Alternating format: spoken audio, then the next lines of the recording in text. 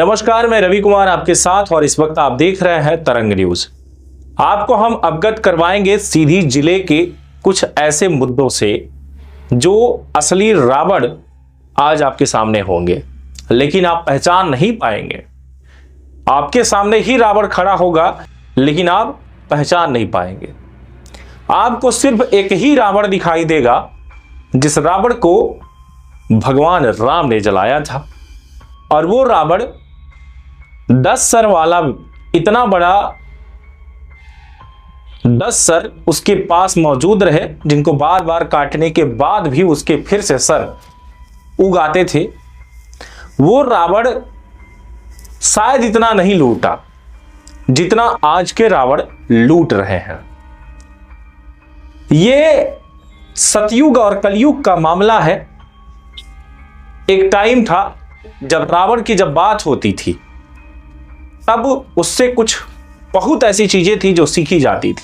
उसकी भक्ति, उसकी विद्या, बहुत सारी चीजें हैं जो रावण से वाकई में सीखा जा सकता है। और उसकी भी तारीफ हुआ करती थी कि ऐसा रावण है जिसने भगवान को ही जीत लिया, शिव जी को जीता। लेकिन मुद्दे की यह बात थी कि अहम जो चीजें थी वो थी अहम नहीं, अहम। अहम कहते हैं घमंड को, गुरूर को। और ये जो गुरूर और घमंड जो होता है, कहा जाता है जब राम जी भी थे, जब यहां पर हमारे बजरंगबली यानी कि हनुमान जी थे, जब गए थे तो उन्होंने भी कहा था रावण से कि यार रावण, ये तेरा घमंड तुझे ही जला के खाक कर देगा। ये शायद आपने सुना होगा। और वाकई पर ये जो घमंड था रावण का, एक दिन पूरा परिवार तहस नहस हो जाता है। पूरे परिवार का वंश धीरे धीरे डूबने लगता है। एक एक करके सबका वध किया जाता है। और ये 10 सर वाला रावण भी आखिर में तहस नहस हो ही जाता है और जलकर खाक हो जाता है। एक बेहद खास त्योहार की, जो कि पूरे देश में बड़े धूमधाम से मनाया जाता है, ऐसी खबर की शुरुआत करेंगे। दशहरा, इस दिन रावण का जो है दहन किया जाता है। लेकिन क्या आपने कभी सोचा है कि रावण को क्यों जलाया जाता है? इसके पीछे क्या कारण है और इससे हमें क्या सीखने को मिलता है? पूरी चीजें हम विस्तार से बताएंगे। दशहरा का त्योहार अच्छाई की बुराई पर जीत का प्रतीक है। इस दिन भगवान श्री राम ने रावण का वध करके बुराई पर विजय प्राप्त की थी। रावण को लंका का राजा जो माना नहीं जाता था, बल्कि वाकई में वहां लंका का जो राजा था, अपनी शक्ति, अपनी बुद्धि और ज्ञान के बावजूद अहंकार और अधर्म के रास्ते पर चल पड़ा। भगवान राम ने सिखाया और सिखाना भी चाहे कि कोई कितना भी शक्तिशाली क्यों ना हो, अगर वो अहंकारी और अधर्मी है तो उसकी हार निश्चित है। रावण दहन उसी बुराई के अंत का प्रतीक है। रावण दहन क्यों किया जाता है? रावण दहन के पीछे धार्मिक और सांस्कृतिक कारण दोनों ही हैं। इसका मुख्य उद्देश्य लोगों को यह संदेश देना है कि अहंकार, अधर्म और अन्याय का अंत निश्चित है। दशहरे पर रावण के पुतले को जलाकर हम अपनी जिंदगी से बुराइयों को दूर करने की प्रेरणा लेते हैं। अब हम बताएंगे कुछ ऐसे मुद्दों पर। मध्य प्रदेश के सीधी जिले में भी कई ऐसे रावण हैं जो छत्रसाल स्टेडियम में एक बड़े चकाचौंध की दुनिया में उस लपकते चमकते लाइट के सामने होंगे और आप उन्हें देखेंगे लेकिन पहचान नहीं पाएंगे कि वो कैसे रावण हैं। रावण तब जब फेमस होता है जब सीता जी का अपहरण होता है। तब कई वानर सेना, हनुमान, सुग्रीव, ये सब, लक्ष्मण, राम भगवान, सारे लोग एक साथ एकत्र होते हैं और एक नारी को लेने जाते हैं, यानी कि सीता मां को लेने जाते हैं। खासकर जब लंका पहुंचते हैं, लेकिन लंका सिर्फ पहले हनुमान जी जाते हैं, क्योंकि लंका कि ये जो समुद्र जो माने जाते रहा, ये समुद्र काफी बड़ा समुद्र था, विशाल समुद्र था। उस विशाल समुद्र में जाना काफी मुश्किल था।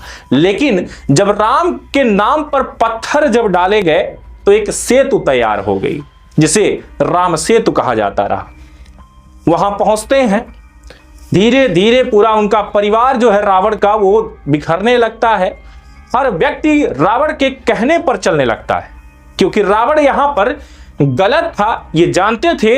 यहां तक कि कई जो रानियां थी और उनके जो भाई और भी जो राजा थे, राजकुमार थे, सबने समझाया कि आखिर में महिला को जो तुम उठा कर लाए हो रावण, ये वाकई में गलत है और इस गलत कार्य का परिणाम भी जो है गलत ही होगा। लेकिन कोई समझ नहीं पाया और रावण लगातार गलत पर गलत करता रहा।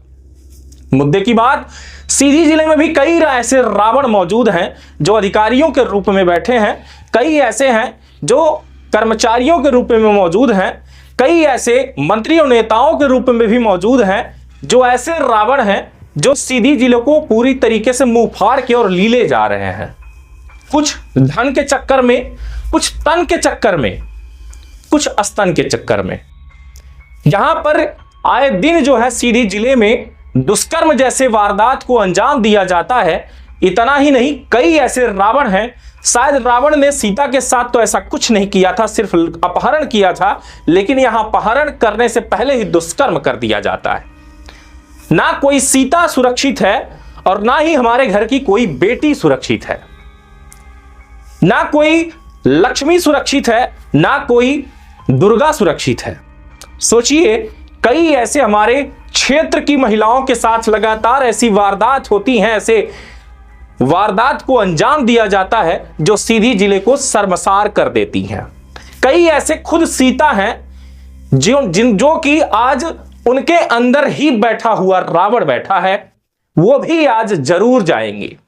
कई बार ऐसा होता है जब बाहर की वारदात या घटना को लेकर के मोमबत्ती अगरबत्ती सब लेकर टूट पड़ते हैं, वहीं आज अपनी ही घर की बेटी के साथ जब दुष्कर्म होता है, उसके साथ जब छेड़छाड़ होता है, जब वो सुसाइड कर लेती है, तो आज वो खुद सीता बनकर स्टेज पर खड़े होंगी और उनके द्वारा यह कहा जाएगा कि रावण गलत था लेकिन हम सही हैं, हम गलत नहीं हैं। ऐसे रावण को आज आप देखेंगे जो शायद रावण अब तक आप देख नहीं पाए होंगे। ये अपने आप को राम समझते हैं और एक रावण के पुतले को आज जलाएंगे। आपको लग रहा होगा कि तरंग न्यूज विरोध कर रहा है, विरोध नहीं बल्कि एक रावण से परिचित करवा रहा है। सीधी जिले के कई ऐसे अधिकारी हैं जो कि सिर्फ लीलते जा रहे हैं, उगलने का नाम नहीं लेते। कई ऐसे अधिकारी हैं जो पत्रकारों के ऊपर भी दबाव बनाकर बैठे हुए हैं कि ऐसी खबरों को नहीं चलाना चाहिए। ऐसे रावण जो लगातार बैठे अधिकारी कर्मचारी के रूप में यहां पर मौजूद हैं। सोचिए, आखिर में ये रावण कब जलेंगे? इनको कौन जलाएगा? इनको भी तो जलाना चाहिए या इनके अंदर का रावण जो है वो जल जाना चाहिए। ये केवल रावण को जलाने का काम नहीं है, बल्कि हम अपने अंदर की कमजोरियों, क्रोध, लोभ और अहंकार और लालच जैसी कई बुराइयों का अंत करने का संकल्प लेते हैं आज ही के दिन। लेकिन रावण को जलाने मात्र से कुछ नहीं होगा, अपने अंदर का रावण जलाने से बहुत कुछ हो सकता है कि आपके अंदर एक बड़ा सुधार होगा। रावण को ही क्यों जलाया जाता है यह भी जानने लायक है, आपको हम वो भी बताएंगे। रावण को जलाने के पीछे मुख्य वजह यह है कि वह महाबली, महाज्ञानी होने के बावजूद भी अधर्म के रास्ते पर चल रहा था। उसने माता सीता का अपहरण किया और भगवान राम से युद्ध किया। रावण का जलना हमें यह याद दिलाता है कि चाहे व्यक्ति कितना भी महान क्यों ना हो, यानी कि रावण भी महान था, उसके अंदर कई ऐसी क्वालिटी थी, लेकिन मात्र सीता को लाने की वजह से, अपहरण करने की वजह से उसका अंत हो जाता है। महिला हमेशा से ही एक पुरुष का अंत करती आई है और अंत करती रहेगी। महिलाओं का कोई भरोसा नहीं है, लेकिन वही महिला मां बनके कभी सपोर्ट करती है, वही महिला कभी धर्म पत्नी बनकर सपोर्ट करती है, वही महिला कभी आपकी बहन बनकर सपोर्ट करती है। तो कोई भी ऐसा रिश्ता बनाकर सपोर्ट करती है जिससे हम औरत पर भरोसा तो करते हैं, लेकिन कब तक? जब तक कि वो हमें धोखा ना दे दे। यदि वह अनैतिकता और बुराई के रास्ते पर चले तो उसका अंत सुनिश्चित है, निश्चित ही उसका अंत होगा। इसी चीज को रावण का अंत कहा जाता है। इसलिए रावण को जलाकर हम बुराई का अंत दर्शाते हैं, लेकिन रावण दहन से हमें कई प्रकार के सकारात्मक संदेश और प्रेरणाएं भी मिलती हैं, जैसे कि अहंकार का नाश। रावण का दहन हमें सिखाता है कि हमें अपने अहंकार को खत्म करना चाहिए। धर्म और नैतिकता रावण दहन का संदेश देता है कि हमें हमेशा धर्म और नैतिकता के रास्ते पर चलना चाहिए। जीवन की बुराइयों से मुक्ति, यह त्योहार हमें अपने अंदर की बुराइयों को पहचानने और उन्हें खत्म करने का प्रेरणा देता है। सामाजिक और पारिवारिक बुराइयों का अंत रावण दहन के जरिए हम समाज में फैली बुराइयों जैसे भ्रष्टाचार, असमानता और अन्याय के खिलाफ खड़े होने का साहस पाते हैं। तो दोस्तों, जो मेरी आज रिपोर्ट रही आपको कैसी लगी जरूर बताइएगा। और कहना चाहूंगा, जो असली रावण है, जो नकली रावण को जलाने जा रहे हैं और जो नकली रावण का पुतला बार बार जलाया जा रहा है, उससे तो हमें कुछ नहीं मिलता। लेकिन अगर एक बार साहब अपने आप का रावण जला दीजिए जो अपने अंदर है, तो शायद हम सुरक्षित, हमारी घर की बेटियां सुरक्षित और हमारा पूरा परिवार सुरक्षित, हमारा समाज सुरक्षित और सृष्टि सुरक्षित, पर्यावरण सुरक्षित, हमारे जो आसपास के जीव जंतु हैं वो तक सुरक्षित हो जाएंगे। क्योंकि रावण आप खुद हैं। अपने अंदर के रावण को नष्ट करिए प्रभु, ना कि उस रावण को और बड़ा करने की कोशिश करिए।